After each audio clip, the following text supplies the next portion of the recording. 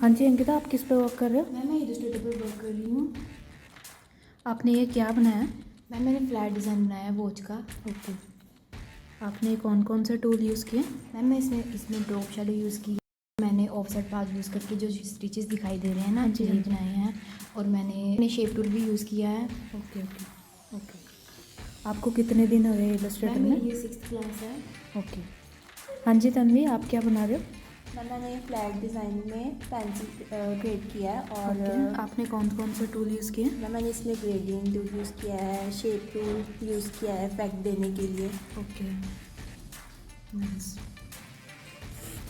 हाँ जी अरविंदर, आपको कितने दिन हो गया इलस्ट्रेटर के? 4 दिन हो गए। आप ये क्या कर रहे हो? फ्लैग बना रहा हूँ रोटेट टूल। ओके।